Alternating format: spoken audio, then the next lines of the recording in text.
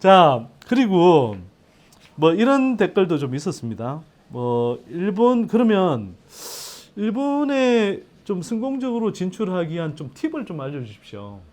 이건 뭐 기업들은 어떻게 그러면 성공적으로 좀 진출을 해야 될까요? 일단 저는 제 프로필을 보신 분은 알겠지만 저는 30년 동안 일본 지방정부의 공무원 생활도 십몇 년 했었고 네. 지금도 일본 중앙정부의 뭐 위원 같은 것도 하고 있고 네. 일본의 대학교 교원도 하고 있고 해서 일본 사회에 들어가서 내부 사람으로 네. 많이 생활해 본 사람이에요. 네. 그러니까 제가 공무원일 때는 수없는 금액을 발주를 했을 거 아니겠어요. 네. IT 기업에 발주를 하고 했는데 네. 그 어떤 성능이나 이런 제품으로 봤을 때는 우리나라 제품이 충분히 경쟁력이 있어요. 네. 네. 근데 그분들이 왜 일본에서 잘 안 될까라는 걸 많이 고민을 해보거든요. 근데 일본이 사실 폐쇄적이긴 해요. 폐쇄적이긴 한데 시간이 많이 걸리는 거죠. 네. 그런데 이제 그 중에 아주 심플한 거 하나만 말씀드리면 우리 이런 말이 있잖아요. 네.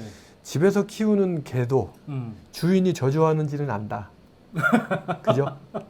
근데 우리가 일본에 와서 일본 사람들 어떤 제품을 팔겠다라고 하면 쟤는 내 물건을 사줄 호구, 나는 쟤한테 물건을 팔아야 돼.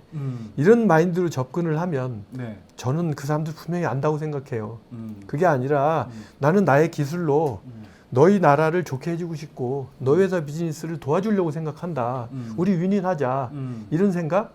그러니까 그런 생각을 가지고 비즈니스에 임하는 이게 엄청 큰 것 같아요. 저도 어렸을 때부터 우리 사실 그 학교 교육 받으면서 일본이 네. 저질러 온 만행을 생각하면 일본의 일자만 들으면 머리끝에 피가 솟잖아요. 그렇죠. 그러니까 저희 집에서 저희는 아이를 초등학교 3학년, 4학년 때 둘 데려와서 우리 4인 가족이 사는데 이 두 아이가 지금은 30살, 31살이에요. 네. 한일 간에 축구를 하잖아요. 그러면 전혀 문제가 없어요. 네. 한일 간에 축구를 하면 오히려 저하고 저희 집 사람은 한국 응원하고 우리 아이들은 초등고 교육부터 일본에서 받았으니까 네. 예? 그 일본 응원을 해요. 근데 제가 스스로 부끄럽게 생각할 때가 있는데 그게 뭐냐면 일본이 제3국하고 경기를 할 때 네. 일본하고 뭐 중국, 일본하고 미국하고 경기를 할 때 네. 그 일본이 지기를 바라는 생각을 하고 있는 저 자신을 가끔 느껴요. 그걸 느끼면서 나도 네. 크리어하게 돼 있지 않구나 라는 그런 생각을 많이 해요. 저는 여러분들 저는 이제 크리스찬인데요. 네. 네. 그 크리스찬들 쓰는 그 성경 중에 그런 말이 있어요. 원수를 사랑하라는 말. 네. 근데 과연 원수까지는 아니더라도 내가 가서 사는 나라, 내가 비즈니스를 하는 나라, 이 나라가 잘 돼야 되겠다라는 생각을 사실 해야 되는 게 맞고요. 네. 근데 그런 걸 봤을 때 앞으로 여러분들이 일본에 오셔서 비즈니스 하려고 생각하신다면 첫 번째 그런 생각도 좀 가졌으면 좋겠다. 네. 서로 간에 잘 될 수 있는 방법, 단순히 그 상업의 도구가 아니라 그런 것들이 정치 분야에도 들어가고 사회 분야에도 들어가고 교육 분야에 들어가서 네. 우리가 일본 사람하고 만나는 대면의 폭이 넓어질 때 네. 그때 일본 사람들이 우리한테 다 그 반성을 할 수도 있고 네. 그쵸 실은 내가 미안했다 뭐 그런 것도 이제 끌어낼 수 있잖아요. 네. 저는 그게 어렵다고 하더라도 여기 사는 저 같은 사람은 그걸 위해서 노력해야 되는 거고 예. 뭐 각자의 롤이 있겠죠. 제가 보니까 참 연 박사님 같은 분이 이 일본에서 굉장히 해외에 있으면서 정말 진정한 애국자다 이런 생각 많이 들더라고요. 자, 한편으로는 제가 뭐 며칠간이지만 연 박사님하고 같이 이렇게 좀 여러 군데를 다니고 또 여러분들을 만나면서 드는 생각은 우리는 일본에 대해서 되게 막 그 뭔가 굉장히 뭐 앞서 있는 나라고 또 일본이 뭐 우리보다 뭔가 더 있겠지 이런 생각을 하는데 의외로 굉장히 허술하고 또 뒤처져 있는 게 많은 게 또 일본이더라고요. 그러니까 우리 특히 뭐 IT 이런 쪽은 한국이 훨씬 앞서 있고 특히 뭐 어떤 공공이든 민간이든 이런 그 새로운 기술을 받아들여서 이걸 좀 더 효율적인 어떤 서비스 또는 생산 또는 업무 처리 이런 거에 있어서는 한국이 일본보다는 훨씬 빠르다. 그렇죠. 그런 면에서 충분히 좀 자부심을 가질 수 있는 것 같고 또 그런 강점을 그냥 우리가 잘났어가 아니라 일본이 그런 부분에서 굉장히 뒤처져 있기 때문에 우리가 그런 기술들, 뭐 그런 또 기술들을 구현하는 제품, 뭐 소프트웨어, 솔루션 이런 네. 것들을 좀 일본에 사실은 팔 수 있는 그런 좋은 어떤 여지도 많이 있다. 이런 판단을 좀 하게 되더라고요. 일단 저는 이렇게 생각하거든요. 3차 산업혁명 시대에는 네. 3차 산업혁명 시대에는 그 일본이 이 우리나라를 리드했고요. 구로공단 수출산업공단, 네. 구로공단이라고 하죠. 네. 저는 구로공단에서 20대 후반을 보낸 사람이에요. 저는 네. 30대 초반에 일본에 넘어왔는데 네. 그때는 우리가 일본에 부품을 하다가 인가공해서 납품하는 네. 그야말로 그런 산업이었었잖아요. 네.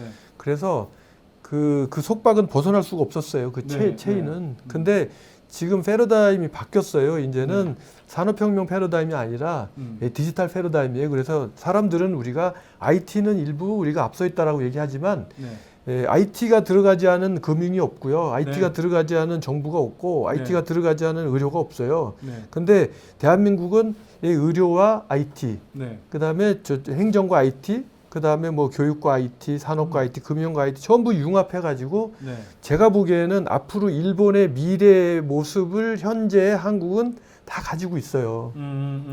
그러니까 저는 이것이 앞으로 거꾸로 가마우지 경제라고 했잖아요. 네. 우리가 일본에 이런 소프트웨어를 주고 일본을 개혁시키는 네. 이런 일들이야말로 음. 앞으로 동경이 우리나라의 구로상공단처럼 될 수 있는 소지가 충분하다라는 거죠. 이게 이 산업경제 패러다임에서 우리가 일본이 부품을 만드는 강자인데 우리가 그 부품을 따라가긴 힘들었어요. 네. 근데 지금은 소프트웨어는 그 세계가 아니거든요.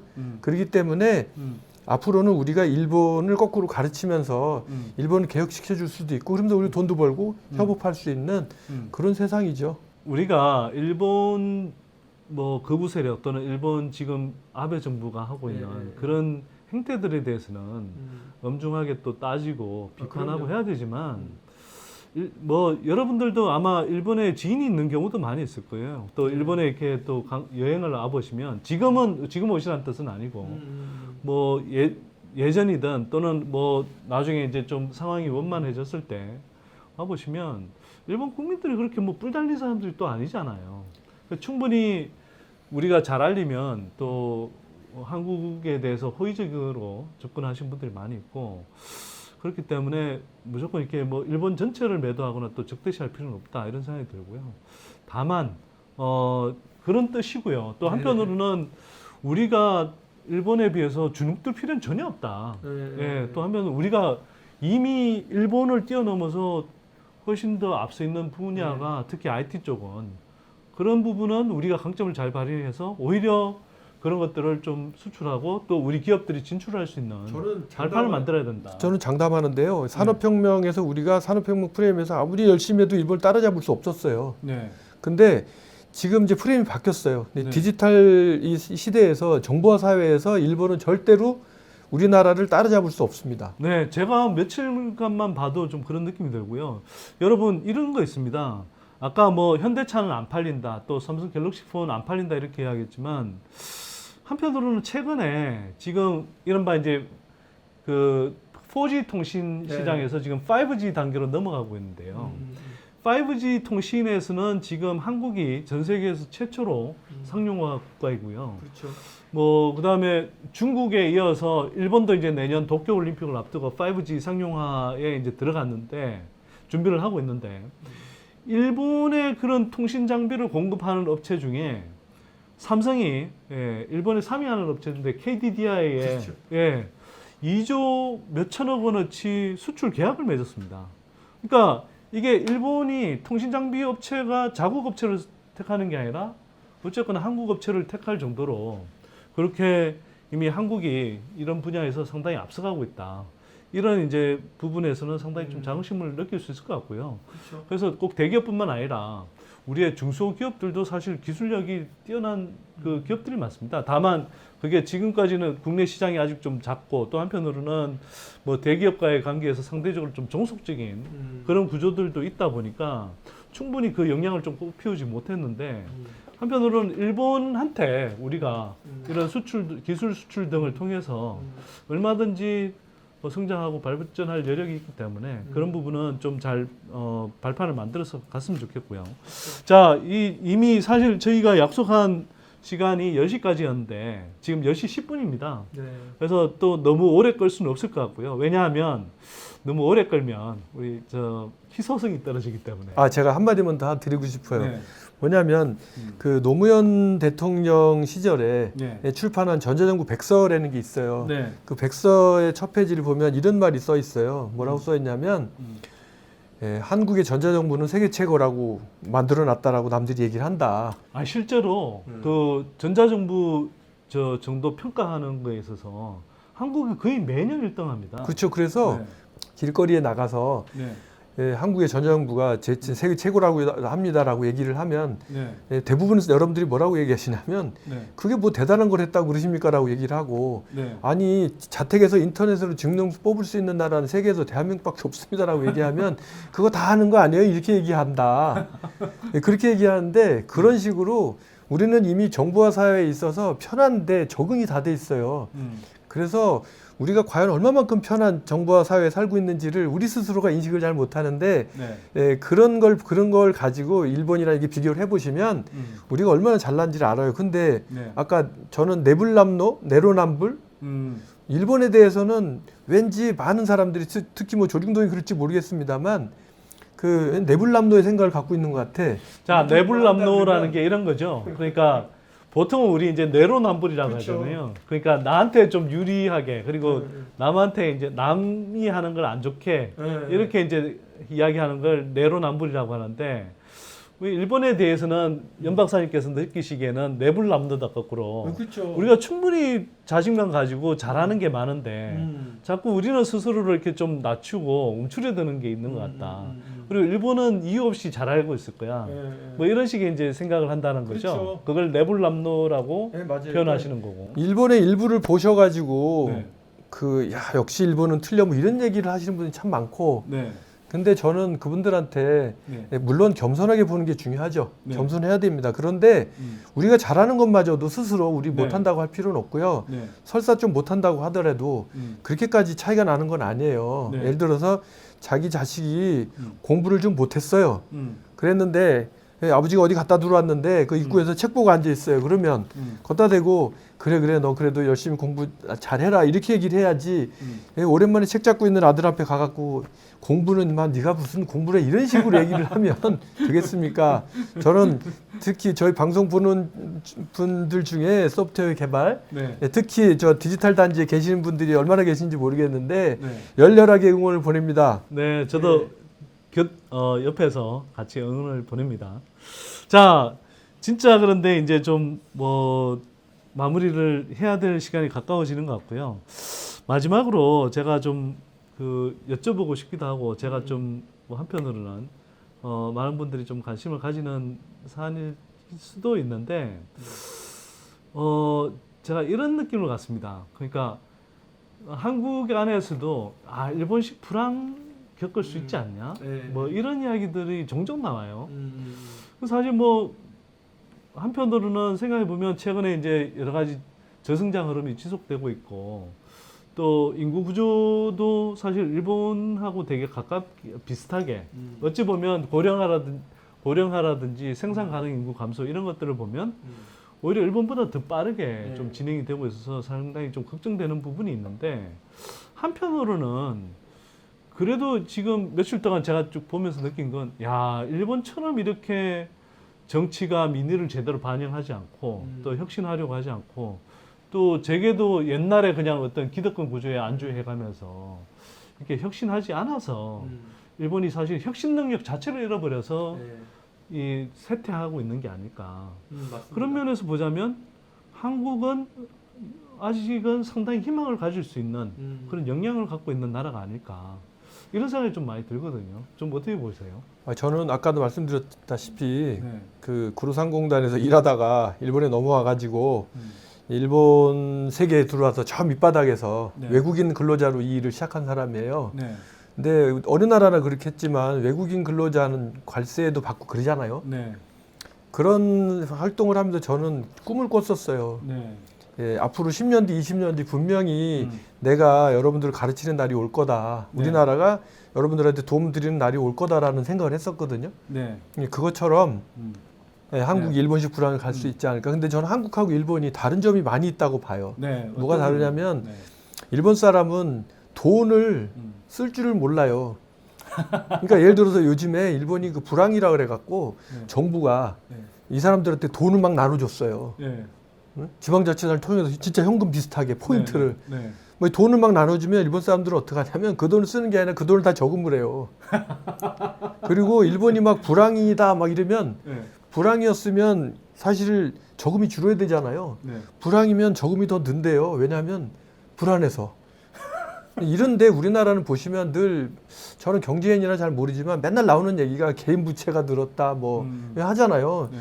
이게 인플레하고 디플레의 반대지 않습니까? 돈을 네. 써야 경제가 돌아가는데 네. 돈을 자꾸 모아놓고 그다음에 땅에다 묻어놓고 예? 그 노인네들이 돌아가셨는데 나중에 그 주차장을 파보니까 현금이 뭐 몇천만 원이 나왔다. 이거 심심찮게 나오는 얘기거든요. 네. 어쨌든 그런 국민성이 달라서 일본하고는 똑같이 얘기하는 건 아니라고 봐요. 네. 예, 네. 그리고 우리나라는 아까 뭐 그런 얘기해서 죄송하지만 우리나라 벤처기업 창업하는 사람이 얼마나 많아요. 그죠? 네. 저도 한국에서 벤처기업 창업했지만 10,000개가 창업됐다 올해. 그래서 뭐 1,000개가 망했다. 그러면 그 망한 벤처기업에 있던 사람들이 일본 사람 같으면 다시는 벤처기업에서 일 안 한다 그러고 대기업 들어가려고 할 텐데 한국 사람은 우리 사장님이 뭘 잘못해서 망했어. 그러니까 내가 다시 독립해갖고 우리 사장님보다 잘할 거야라고 해갖고 우리나라는 벤처기업이 늘어난다고 그러잖아요. 네. 네. 이런 것들이 우리는 달라요. 그래서 저기 이런 지하에 네. 예? 일목요연하게 뭐 일도 양단에 뭐 한국하고 일본 따라간다 이렇게 얘기하는 건 아닌 것 같고 네. 각자의 특성이 다르니 거기에 맞춰서 볼 필요가 있다라고 생각을 해요. 일본은 농공민족이고 우리는 유목민족이에요. 우리는 디지털 민족이고 여기는 아날로그 민족이고. 그만큼 역동성이 있고 네, 생각하는 게 달라요. 또 이 위기가 닥치면 바로바로 또 위기를 극복할 수 있는 지혜와 역량을 가진 저는 자랑스럽게 얘기하는데요. 네. 전 세계에서 나라가 망해가지고 IMF 위기가 터졌는데 자기 반지 빼다 팔고 이 목걸이 눈물 난다, 빼다 파는 그런 국민은요 전 세계에 대한민국밖에 없어요. 네, 네. 저도 결혼 반지 없어요. 네. 예? 목걸이 없고. 근데 일본 사람들 그 얘기하면 일본 사람이 말을 못 잇죠. 예, 그런 우리나라는 그러니까 다르다라고 생각해요. 네. 그런 우리나라의 국민성을 우리 스스로가 네. 예? 그 칭송해가면서 칭찬해가면서 네. 서로 격려해가면서 삽시다. 그 자꾸 이상한 얘기하지 말고. 네. 자, 뭐 말씀하신 대로 한국이 상당히 역동적인 그런 경제를 나름대로 또 갖고 있는 부분이 있고요. 또 사실 요번에 이제 일본 수출 규제가 저는 한편으로는 한국의 보약이 됐고 뭐 아베는 또는 일본 경제는 스스로 발등을 찍은 격이 됐지만 우리한테는 좋은 보약이 될 수도 있는 게 이렇게 대기업이 사실은 이런 뭐 중소기업들을 그냥 좀 굉장히 불공정 거래도 사실 많이 하고 또 이 우리 중소 중견기업들을 많이 안 키웠는데 이제 그런 관행들이 또 뭐 개선될 수 있는 또 좋은 계기가 된 것 같기도 합니다. 사실 그렇죠. 예, 대기업들 스스로 그런 필요성을 느끼고 있는 거고 또 반면에 일본은 제가 볼 때 삼성에 밀려서 2000년대 초중반에 1차 반도체 산업 목락을 했다면 이번에 제가 볼 때는 이게 어찌 보면 잘못하면 일본에서는 그나마 이게 그동안 살아있던 소재 부품 산업들을조차 뭐 중장기적으로 한국에 밀릴 수도 있는 예. 그런 면에서 일본이 왜 이런 멍청한 짓을 했는지 한편으로 고맙고 그래서 아베 정부가 계속 좀 이렇게 장기 집권해줬으면 하는 이런 심정까지 들 정도인데 이게 농담이고요. 근데 이게 역동적인 시장 경제는 또 한편으로는 역동적인 시민 민주주의와 또 저는 연결돼 있다고 봅니다. 그만큼 제가 이렇게 느끼는 건 뭐냐면 한국 사람들은 어떤 중요한 어떤 그 사회의 선택의 기로 또는 정치적 기로, 경제적 기로에 있을 때 많은 사람들이 굉장히 집단적으로 굉장히 이른바 이제 집단 지성이죠. 집단 지성이 작용하고 그게 지성에서 머물지 않고 어떤 사회의 어떤 중요한 선택을 내리는 국민들의 결집된 힘으로 나타난다는 걸 보면서 저는 굉장히 하여튼 자부심을 느끼거든요. 그렇죠. 예. 맞습니다. 자, 그리고 정말 뭐 어떤 기준으로 생각해 보더라도 우리나라보다 동아시아에서 소득 수준이 높은 나라가 좀 있어요. 홍콩도 있고 싱가포르도 있고 일본도 여전히 우리보다는 좀 높습니다. 근데 그 시민 여론에 반응하는 또는 정치적 그 정치를 갖고 있고 또 한편으로는 정치에 휘둘리지 않는 이 독립된 시민 사회가 있는 그런 민주주의를 구가하는 나라는 저는 한국밖에 없다고 생각하거든요. 맞습니다. 그래서 그런 면에서는 굉장히 자부심을 느껴도 되고 이런 게 결국은 또 한편으로는 우리 경제도 예, 이 일본식의 그런 어떤 장기 침체를 겪는 방향으로는 안 가게 하는 어떤 힘으로 작용하지 않을까 좀 그런 기대를 해보고요. 오늘 다 다루지 못한 그런 내용들은 저희가 다음 방송에서 또 순차적으로 좀 뭐 답변을 드리도록 하겠습니다. 사실은 제가 이제 뭐 일본에 지금 며칠 전부터 왔지만 자 선대인이 간다 일본 편에서 현장에서 느끼는 일본 사회 또 일본 경제의 문제 또 일본 산업 일자리 이런 이야기까지 굉장히 좀 샅샅이 연 박사님의 도움을 받아서 예, 이 중요한 뭐 이 분들도 만나고 하면서 이렇게 지금 저 촬영을 하고 있습니다. 그래서 이거 시리즈로 조만간 이제 나갈 거고요. 거기에서 좀 부족한 부분들은 오늘 부족했던 부분들은 거기에서 또 마저 다루도록 하겠습니다. 자, 끝까지 시청해 주셔서 감사드리고요. 저희 또 기회가 되는 대로 연 박사님 모시고 또 한편으로는 나중에 또 뭐 이정호 센터장이든 다른 좋은 분들 모시고 실시간 방송 가끔 하도록 하겠습니다. 자, 끝까지 시청해 주신 여러분들 감사드리고요. 여러분들한테 좀 더 유익하고 또 정직하고 이해관계 때묻지 않고 그러면서도 여러분들 살아가는 세상을 이해하는 데 도움이 되는 방송 되도록 계속 노력하겠습니다. 고맙습니다. 고맙습니다.